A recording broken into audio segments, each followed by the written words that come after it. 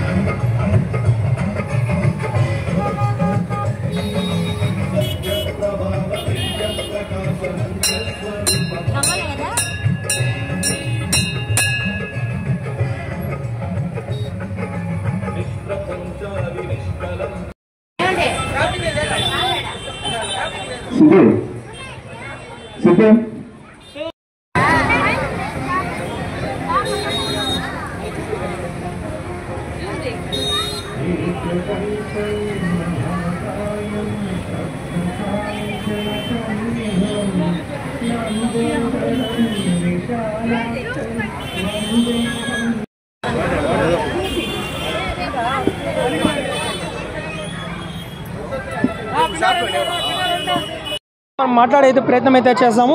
నమస్తే అక్క. నమస్తే సార్. ఇక్కడ విగ్రహాన్ని అయితే కల్చాలతో అయితే రెడీ చేశారు, మీరు ఎలా ఫీల్ అవుతున్నారు? ప్రతిసారి యాదవ్ స్ట్రీట్లో సంవత్సరానికి ఒకసారి కొత్త వెరైటీగా పెట్టడం, కొత్తగా వాళ్ళకి ఆలోచన రావడం. ఇప్పుడు ఉండి కూడా చూసారు కదా, ఇలా కొత్తగా ఉంది.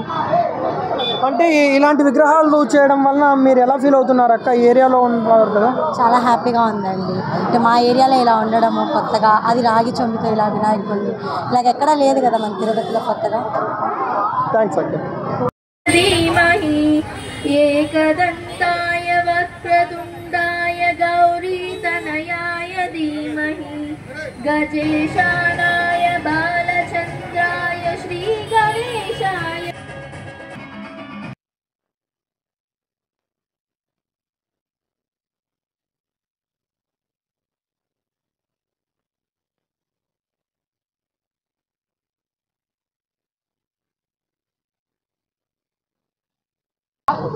ఈరోజు అయితే మనం తిరుపతిలోని రైల్వే కాలనీలో అయితే ఉన్నాము.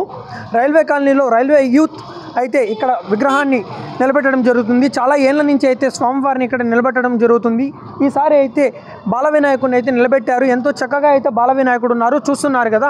ఇక్కడున్న యూత్ని అయితే అడిగి మరిన్ని విషయాలు అయితే మనం తెలుసుకుందాం. ఎక్కడి నుంచి విగ్రహం తీసుకొని వచ్చారు, ఏమి అనేది ఇక్కడున్న యూత్ని అయితే అడిగి మనం తెలుసుకునే ప్రయత్నం చేద్దాము. నమస్తే అన్న, మేము వారా యూట్యూబ్ ఛానల్ నుంచి అయితే వస్తున్నామన్న.